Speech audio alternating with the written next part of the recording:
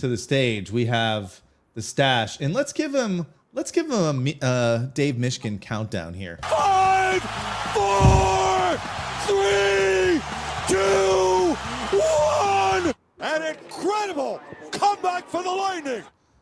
Oh man, you know what? First thing that tells me I don't really want to come back to a Lightning game is that wasted stage in Thunder Alley. Right? Come on. How long ago do they build that stage? They use it, 3 times a year, maybe in the playoffs? And even if they do, what kind of talent is usually on that stage? I mean, it's not the best, let's be honest, right? Like, it's not even worth walking by live music, cool. I'm just going to walk right over to this other area that serves alcohol, basically ignore what's going on the stage, and then get back in, get into the arena as soon as possible, because that's where the real experience is. I mean, come on. It used to be so much better than it is now, and now it's just a wasted space, really. I mean, come on, let's be honest, right?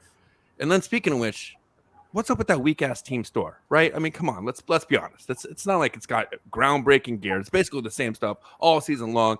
Same contrived stuff you can get online. They took away Shots for this place. Come on, that was an iconic bar. You know how many games I missed at Shots over the years? Come on, let's be honest. I used to spend so much money to getting into the game just so I could go down and spend more money at the bar and hit on all the bartenders and the people outside. That was the best part of going to Lightning games for years. So, I mean, for a weak team store, I mean, they could get that stuff online. You get it other places, the arena too. I mean, that was part of the whole experience, you know. And speaking of which, I like the fact that they added the deck, but what's the name of it? Right? Is it the Budweiser party deck? Is it the Bud Light beer garden? Is it a party deck? Is it a beer deck? I don't know, man. But pick something and stick to it, and let's make it an experience out there. It's not just hey, this is a big wide open area, and if you want, you could get some food, and there's a bunch of tables, and that's that. There's no experience, there's no ambiance, there's no hey, this is a cool place to hang out. This is I got to get away from the crowds for a little while, and I can come get a beer. Come on, let's give it some identity for once and for all, And you know what?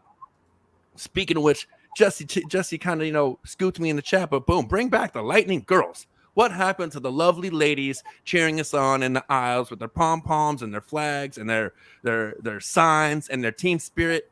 We miss that. People talk on all the time about, we need more ambiance, we need more experience when I'm seeing this game on TV. Well, that's because we don't have any more Lightning girls pumping us up in the aisles anymore.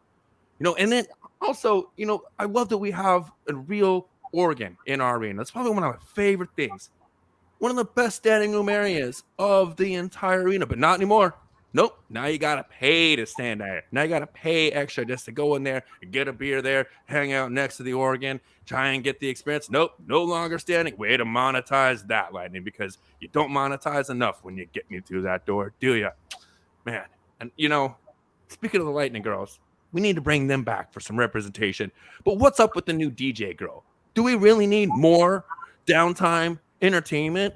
No, what we need more of is Greg Wolf. We need more JP. We have plenty of space to have representation for the ladies in our broadcast and all that. We do not need to be forced by some trivial DJ playing the same songs we're already hearing in the arena. Speaking of the arena music, is it some kind of conspiracy or agreement between every single sports arena in the entire country? They can only play the same 15 songs. Maybe you get 2 or 3 unique songs per arena. That's about it. It's the same stuff we've been hearing for 15 years.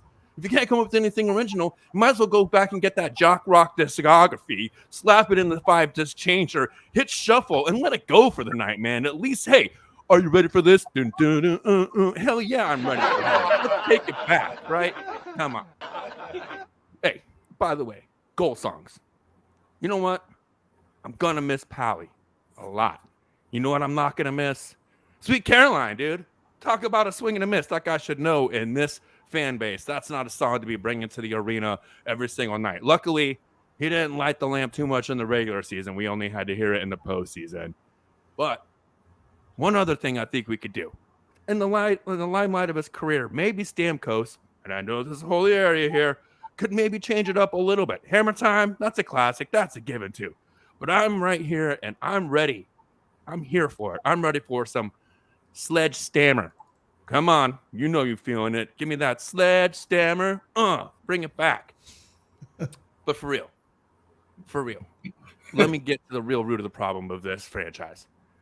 One, Mr. Vinnick. Are you serious? I mean, this guy came in out of nowhere and just assumed that we wanted downtown to be a cool area, right? Like, dude, some of us were proud of the ghost town that used to be surrounding the arena. You know, 1 or 2 barely functioning bars and a pointless trolley system. That was our own little slice of why the hell am I here again? You know, you go down there, you're like, oh, now it's just all 5-star hotels and amazing restaurants, happening bars with fun pop culture vibes. Oh, no, a trolley that actually makes sense. Totally ruined it. No, but for real though, honestly, Mr. Vinnick, can we please get a 20% break on concession alcohol and booze? I don't mind spending $18 on a chicken and french fries, but please don't charge me the cost of a handle of Tito's just for a single double. I'm already there, man. You're gonna get my money. Please. All right. Ryan, one more thing before I'm out. Fans. First and foremost, clean up after yourselves. It's like a bunch of animals out there. It's like Woodstock 99 after some of these freaking watch parties in Thunder Alley. The seats aren't much better. Act like you have some respect for your fellow fan and the ushers and the people working there that come up and clean up after sloppy asses. You know, and you know what? Stop bitching on social media about how quiet it is in the arena when you're watching on your ass at home. Either take your ass down there and see what it's like to experience a game in person, or shut up. If you're there, you know it's loud. And listen, one last thing before I'm out of here. If you don't know a rule, ask. If somebody asks, explain. Except for one thing, and that's going from or to your seat while the puck is in play. If you do that, there's no excuse, and I will berate for you in public, relentlessly. Stay in your damn seat while the puck is in play. Stache out.